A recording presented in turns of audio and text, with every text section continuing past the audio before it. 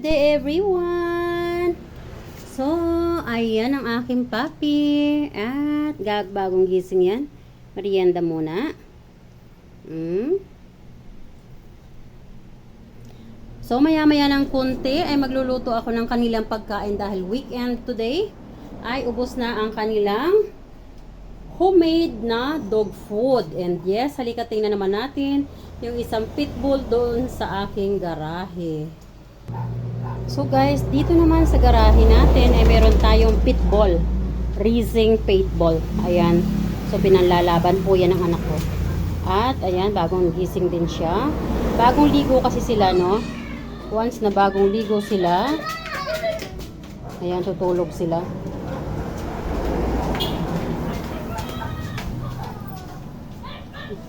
Go ahead.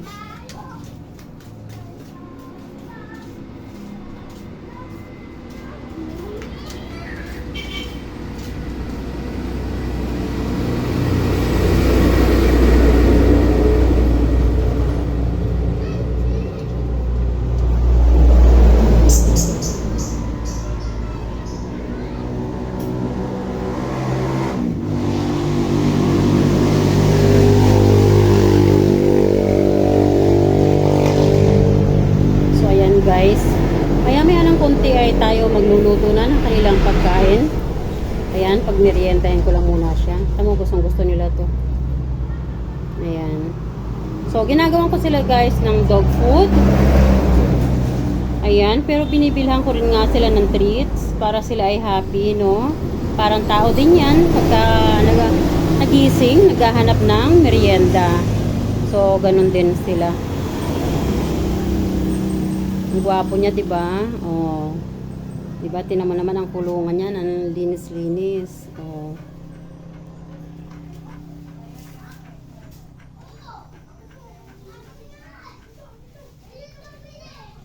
So ayan guys. Halika na, tayo ay magluto na ng kanilang pagkain. Okay, darling? So stay there, ha? Mommy will cook food. Okay, and later on we'll give you a dog food. We'll give you a nice food. We'll give you a tasty food. Okay? Okay, see you later, darling. Say hi. Hi. Hi.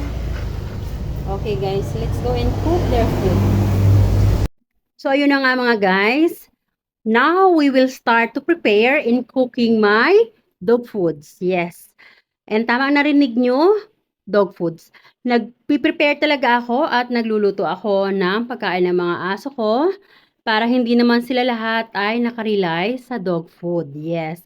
And besides, preparing dog foods for our pets is more healthy actually, no?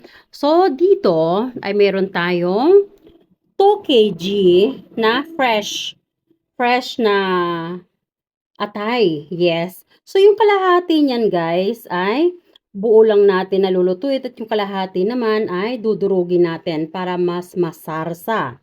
Yes, and syempre, yung lahat ng for mom, naiintindihan nila yon, no? Na pag tayo nagpakain sa mga aso natin, gusto talaga nila ng masarsa, no? So, prepared nila yon. So, that's why naman, pag ako ay nagluto, talagang hinahaluan ko yan ng maraming sarsa. And yes, yung iba pang mga ingredients ay nandirito. Ayan. So, isa-isahin natin yan na ipakikita sa inyo. So, sa gulay na kasama ng ating lard ng chicken na lulutuin na dog food, meron tayo ditong carrots. Meron din tayo ditong zucchini. It's a half large zucchini size, no? And then, yung ating mga spices, hindi tayo maglalagay ng ibang spices kung hindi ito.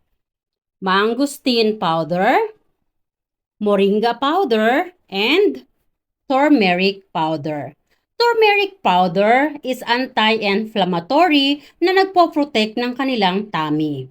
And then moringa naman, nagpi-prevent po yan ng mga mapoprovide ng dog bodies na mga cysts, no?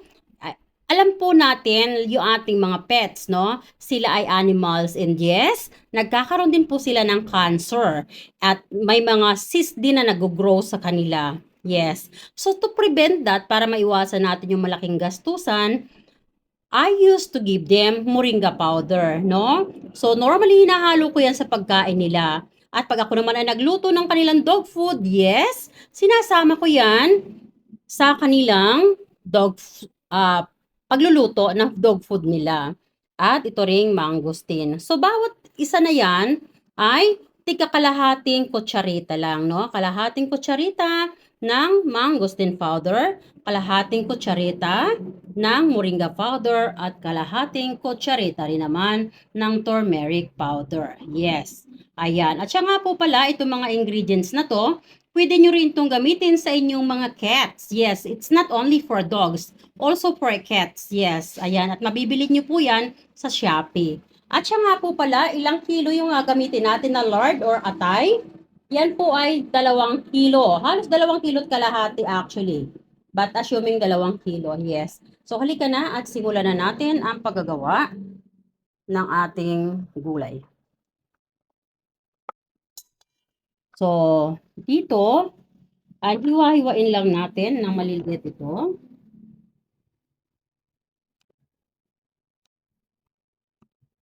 Yan.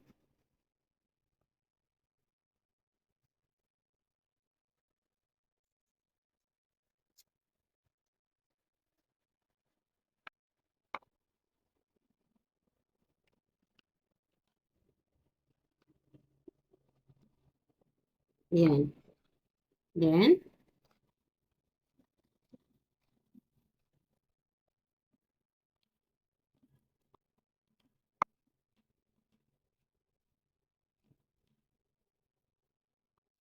guys, wag yung i-blender ha. Kasi pag blender nyo, gusto rin kasi nila yung malambot na mga tidbits. Which is, pag blender, nawawala na po yun. No? Ayan. So, pagkagawa natin yan, ito naman zucchini. And ang ating zucchini, wag na nating baltan.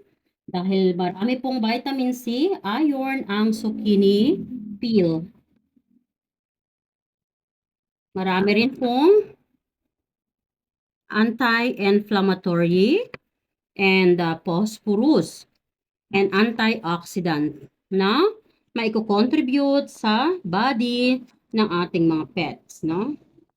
So, dapat po ay alam natin yung benepisyo ng mga ihahalo natin na mga gulay sa pagluluto ng dog food ng ating mga pets para healthy. Ayan. So, ganito yung paghihiwa ko, guys, kasi ayoko ng isa-isa matagal.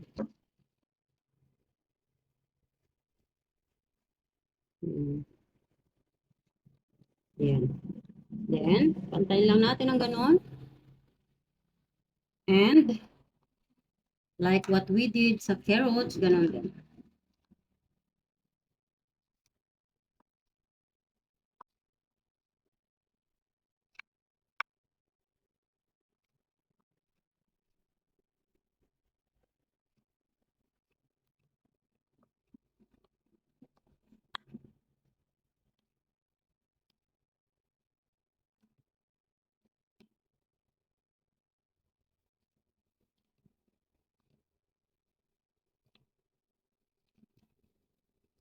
Ayan. So, siya nga pala, ang gagamitin natin na oil sa pagluluto ng ating dog food ay sunflower. And yes, kung meron kayong olive oil is the best. Kaya lang, this time po kasi ang olive oil medyo pricey, no?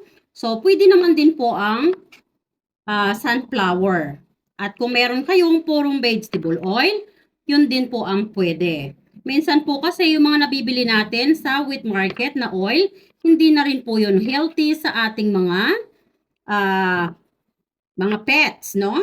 So, yun po ay nagko-cause ng blockage ng kanilang gallbladder, which is napakamahal pong gamutan nun.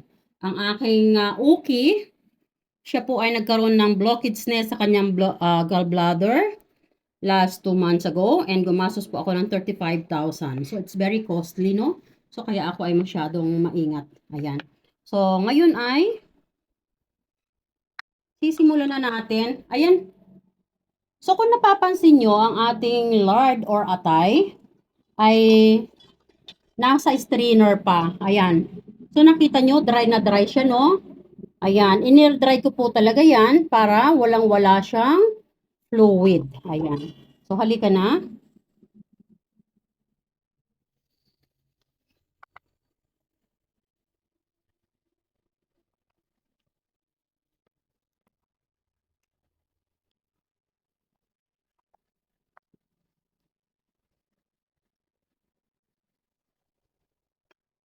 Ayan.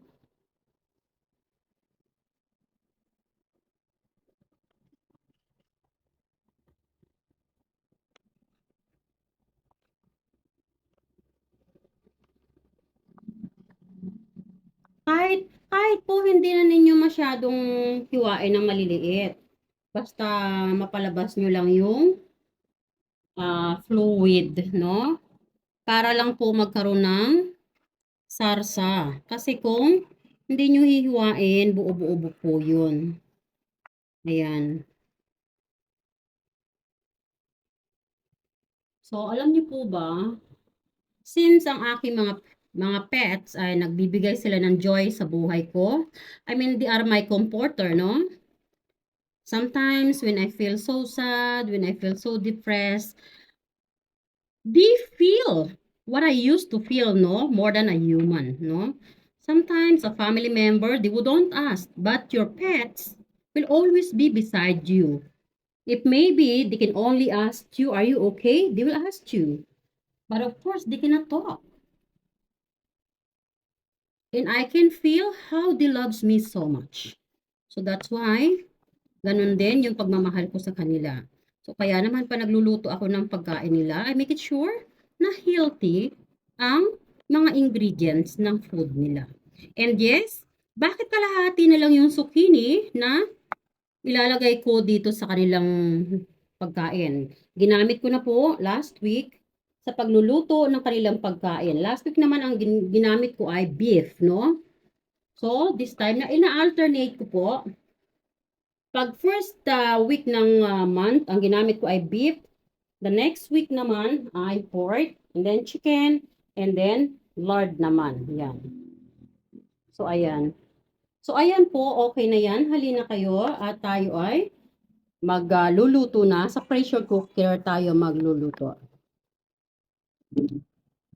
So, ayan, malinis na, mainit na po ang ating rice pressure cooker. Dito tayo mag-gigisa. Ayan, parang napadami yata yung oil ko. Wait, pagbawasan ko. Tama po ang narinig nyo. Hindi po kailangang maraming oil ang ilalagay natin sa pagluluto ng dog food. So, una po natin ilalagay ang ating buo na atay. Pagiging lang. Ayan. At pag po sila ay nag-golden brown na lahat, tayo po ay naka-maintain ngayon sa very luhit muna kasi masyadong napainit na sobra ang ating pressure cooker. Ang bango. Wow. Ayan, pwede na po natin ilagay sa medium heat. And now, ilalagay naman po natin yung ating pinino na atay. Ayan. Ito po yung hiniwa-hiwa natin. Ano? Ayan. Sobrang bango guys. Promise.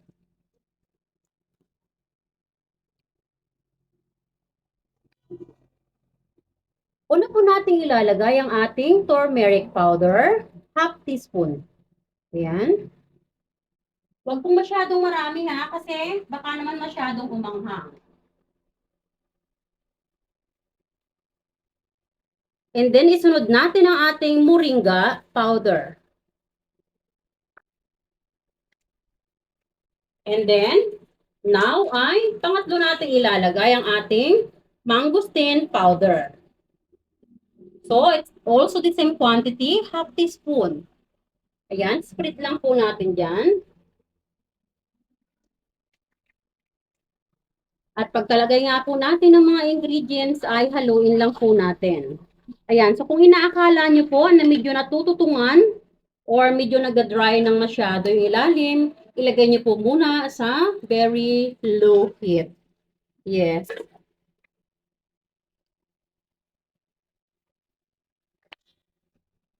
Now, ay ilagay na natin ang ating pinino na carrots. Sunod na rin natin ang ating zucchini. Guys, kung kayo ay namamahalan sa zucchini, pwede nyo pong alternative na gamitin ang sayote or kalabasa. Ayan, haluin lang po natin. Take note guys ha, wala po tayong ilalagay na salt.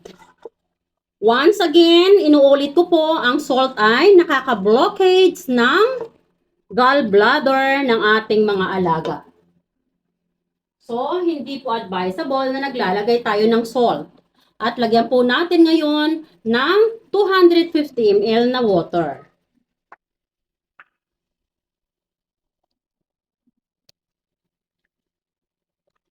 Haluin lang po. Tingnan nyo, napakabango guys, promise. Ayan, yun din yung advantage, no? I-air dry nyo, i-drain nyo yung inyong meat. Anything na lulutuin nyo, i-air dry nyo. And then, pagkatapos, habang ini-air dry nyo, dapat ay nakalagay pa rin sa strainer para continuous na nagdi-drain yung kanyang fluid. Kung inaakala nyo po na ang inyong niluluto ay medyo kunti ang sabaw na inilagay nyo, no problem, tayo ay magdadagdag. Yes, para maluto po natin ng maayos ang pagkain ng ating mahal na alaga. Ayan, so haluin lang po natin ulit para mag-incorporate naman ang ingredients sa ating niluluto kasama yung water na ating inad, no? At yan nga po ay iluluto natin yan sa 5 minutes, no? Takpan na natin.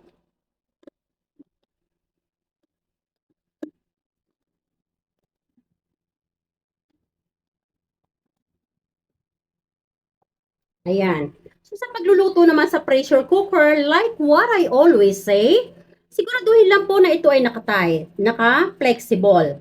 At itong dalawa na ito dapat po ay tight, no? Ito po ay para sa pressure, para maka-wilo yung pressure niya sa loob. At ito naman dapat ay tight para secured siya, hindi siya mag-explode. So ayan, hintayin po muna natin na mag-sizzle, no? Mula sa pagkakatakip, hihintayin muna natin na mag-sizzle bago tayo magka-count ng 5 minutes. Yes, at pag nag-sizzle na yan, doon tayo mag-i-start na mag-count ng 5 minutes. So, let's wait until it sizzle. So, ayan mga love. So, ang ating pinipressure cook nga na dog food ay nagsisisil na. And from now onwards, tayo ay magka-count na ng 5 minutes. Yes. Ayan. So, hinahinaan lang po natin ang apoy. Medyo ilagay po natin sa medium low heat. And then, we begin to count 5 minutes. So, see you again later. So, ayun na nga mga best. After 5 minutes ng pag-pressure cook natin sa ating niluluto na dog food, finally, pwede na nating patayin ang apoy. And yes, take note, wag po natin kaagad bubuksan ang ating pressure cooker kasi that will cause explosion at magkaka-injury tayo, no? So, ingatan po natin na huwag mag-cause ng injury ang anumang ating ginagawa. Let's always be safe. Kaya naman po ang ating pressure cooker, i-cool down lang po natin yan.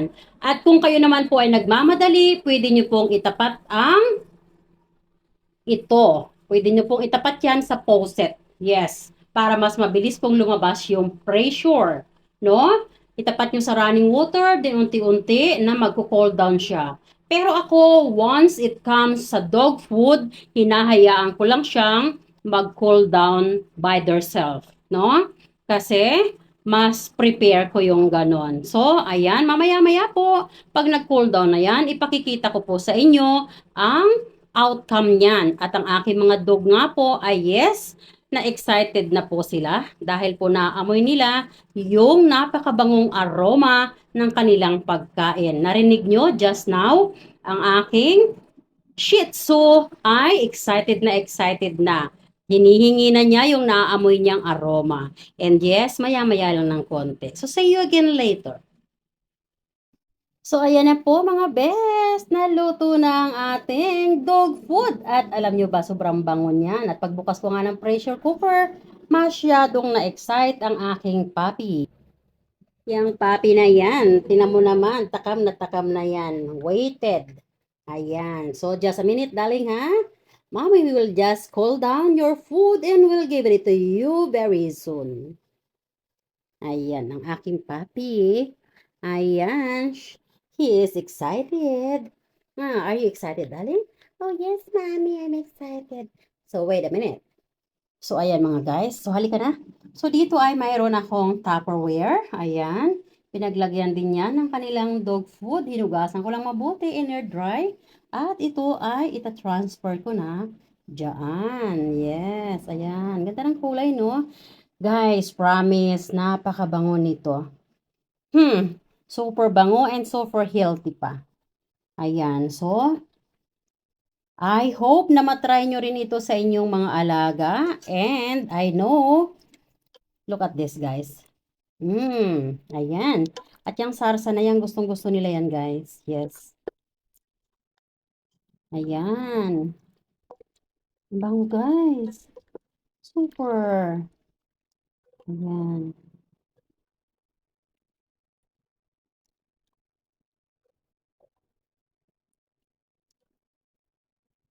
So, ilalagay na natin dyan.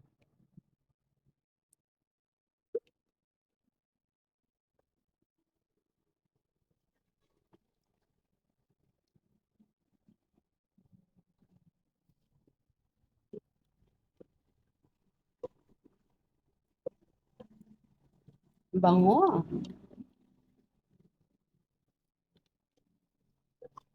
I have my pit bull there in the garage. If he can just smell this, oh my goodness. He will don't stop keep barking. Ayan.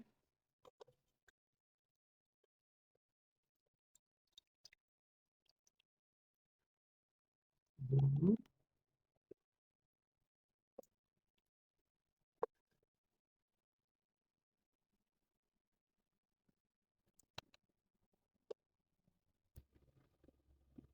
So, ayan, nakita nyo ba kung gaano ka-excited ang papi ko?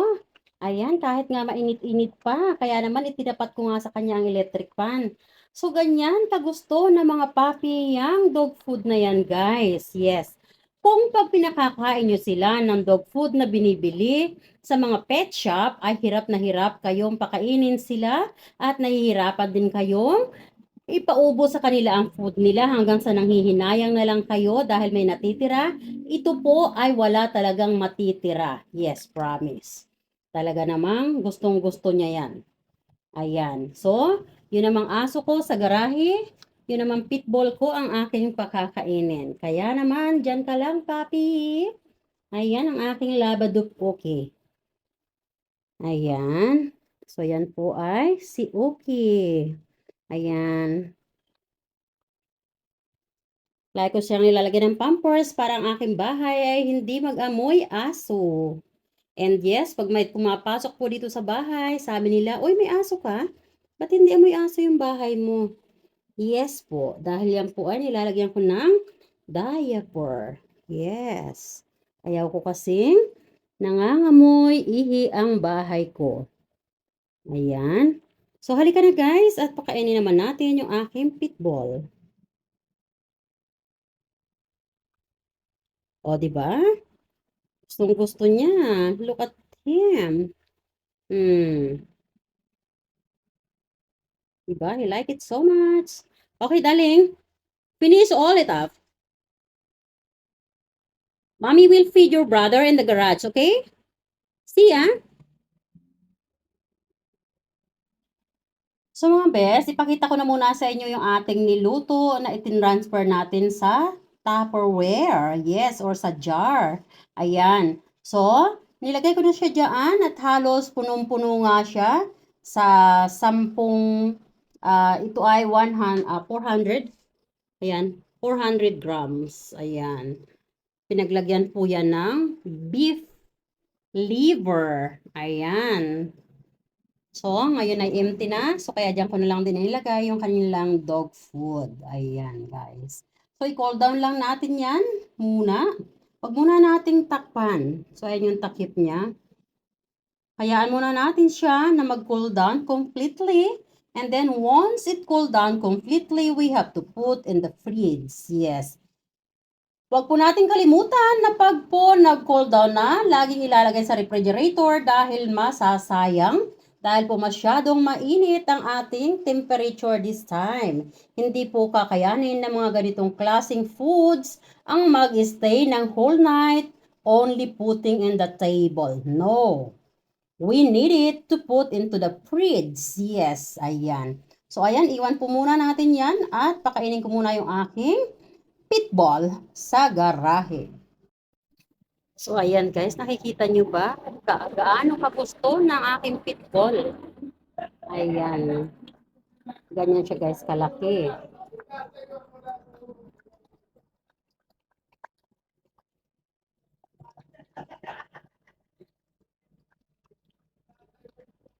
Ayan, gustong gusto niya, di ba? Ayan. So, alam niyo na kung gaano kaimportante yung nagluluto ng dog food para sa ating mga pets, no? So, lagi nating pahalagahan, bigyan ng time yung pagluluto ng pagkain nila, no matter how busy we are. Ayan. Ang aking racing paintball. Ayan. Okay, dali. Ang sarap pa? Yummy. Okay. Say thanks to mommy. Oop.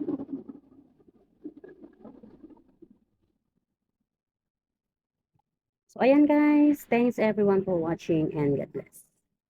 I love you all.